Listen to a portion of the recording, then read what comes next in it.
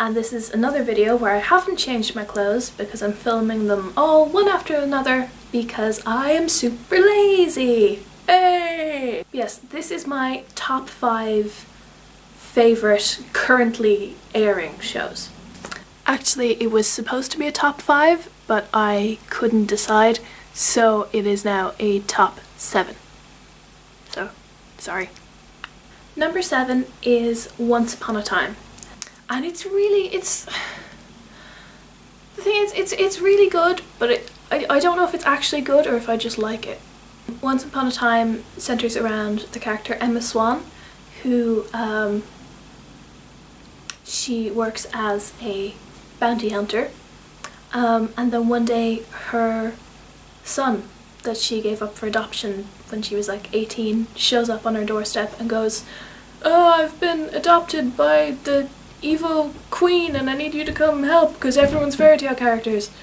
And she's like, "Oh crap, you have deep psychological issues. I'd better bring you back to your adopted mother and, you know, make sure you're okay." And the story basically takes off from there, and she's in the town of Storybrooke and then weird things start happening and everyone's fairy tale characters, and it's really, really good. And what's great is that it's made by ABC, who are owned by Disney, which means they can get all the rights to all the Disney stuff, so they can, you know, like in the latest series they've had characters from Frozen in it, and it means that they can use, you know, Disney music, and they can use, you know, costumes that otherwise they wouldn't have the rights to, and characters that they wouldn't have the rights to, so that makes it great. You know, anyone you could want in it can possibly be in it because, you know, Disney pretty much has the rights to all fairy tale characters. Number 6 is Elementary. I've spoken about this before, about how much that I love it and that you should all watch it because it's brilliant. Elementary is a modern adaptation of the Sherlock Holmes tales set in New York, and it follows the story of Johnny Lee Miller as Sherlock Holmes and Lucy Liu as Joan Watson. So Joan has been hired by Sherlock's dad to keep him sober after he gets out of rehab. And of course all he wants to do is run around and solve crimes, so she is obviously with him. And that's how their relationship starts, that's how they move in together, and that's how they start solving crimes together. Their relationship is so complex and it's constantly evolving, and it's wonderful to watch. They're both such superb actors, and it can be a bit procedural, yes, but it's so worth it, and it's so much better than Sherlock. I don't care what anyone says, it is better than Sherlock. Number 5 is Hannibal. Hannibal is an adaptation of the Hannibal Lecter series of books, and it stars the amazing Mads Mikkelsen as Hannibal Lecter and Hugh Dancy as Will Graham. Hannibal, the series, follows the story of Will Graham, who works for the FBI and helps investigate murders, and the only way that he is allowed to continue working for the FBI is if he agrees to go and see a therapist. And that therapist is Dr. Hannibal Lecter. The series chronicles their relationship and the sort of cat and mouse game between the two of them. One of the things I love about it is that all of the death, all of the horror and the gore and the cannibalism, it's never romanticized. It's always portrayed as incredibly horrific and terrible, but at the same time it has a destructive beauty to it, and everything in the show is very stylized and looks gorgeous. It's a very beautiful show, but it never portrays the horrific acts that, you know, Hannibal and other people are doing to be beautiful. It always very much portrays them as horrific.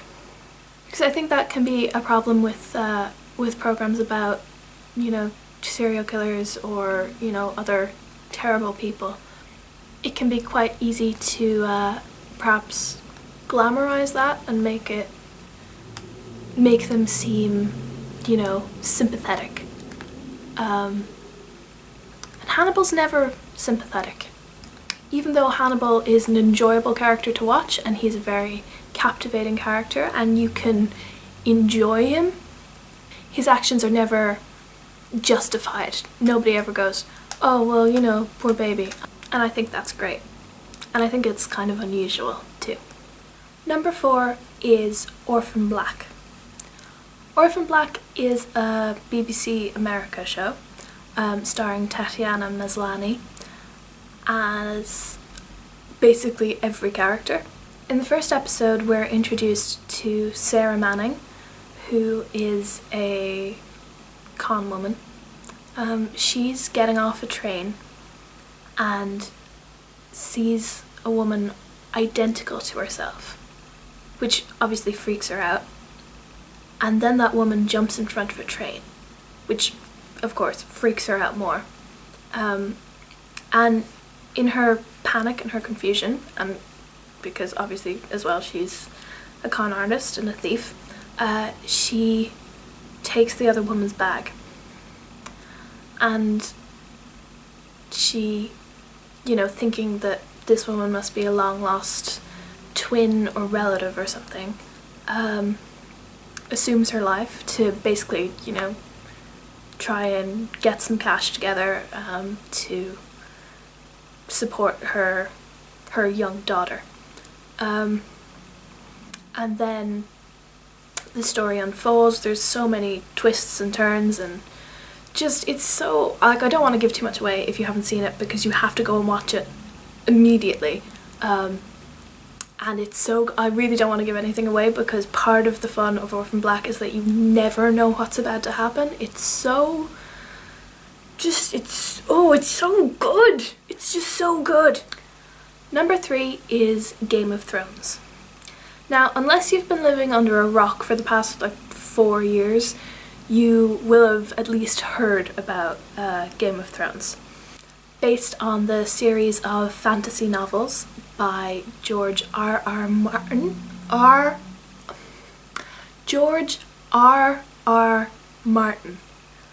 which is a difficult name to say. It's difficult to really explain what Game of Thrones is. It kind of has to be seen to be believed. So if you're one of the 3 people in the world who hasn't seen it yet, go and watch it, because it's so good. It's really captivating. It's very well written. It's very well directed. It looks stunning, you know, all the costumes and the sets and everything is just so authentic looking. It's just good, and you need to go and watch it. So, number 2 is Marvel's Agents of S.H.I.E.L.D. A lot of people, when Agents of S.H.I.E.L.D. first came out, watched the first episode and dismissed it and went, this is crap. Because, to be fair, it was. The first maybe 8 episodes are, I mean, they're fine, but they're not great, and they're not Marvel standard.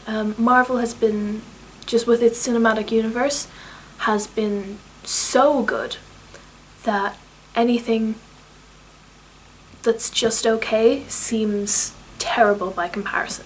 But around episode 9 of series 1, the plot arc really kicks in and it just becomes this fascinating show.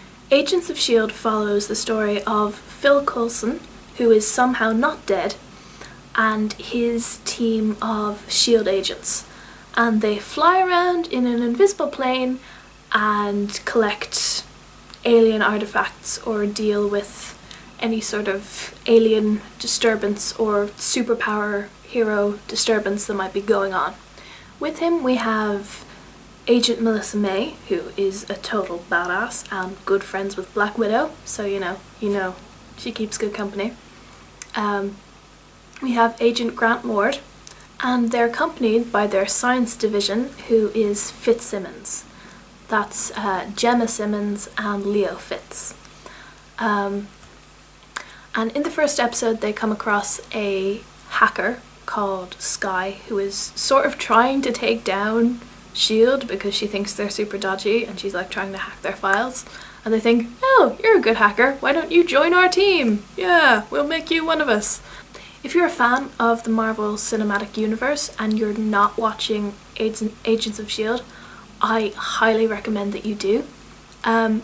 Because the first few episodes aren't great, but it starts to tie in with the movieverse really tightly, and now in its second series there's a lot of things happening that are very important to future plots of future Marvel movies, so it really is essential viewing, and plus it's really good, so just go and watch it. It's super good. And number one should not be a surprise to anyone, it's Supernatural. I've just made a top 10 Supernatural episodes list, which you may or may not have seen. For those of you who don't know, Supernatural is the story of two brothers, Sam and Dean Winchester, and their friend Castiel, who's an angel. The series begins with Sam and Dean travelling around America, fighting monsters and looking for their dad who's disappeared. But it grows to be so much more than that. Supernatural is now on its 10th series. We've just had the mid-series finale. It has over 200 episodes, and so I can understand why that would be a daunting thing to start. Because, you know, if you're going to watch from the beginning, you think, oh, do I have time for this? But it is so worth it. It's heartbreaking, and it will steal your soul and, you know, make you miserable forever. But it's so worth it because it's so good. And it's just my favourite thing, and I can't recommend it enough. So I hope you've enjoyed this video. If you did, please give it a thumbs up. If you didn't, go away.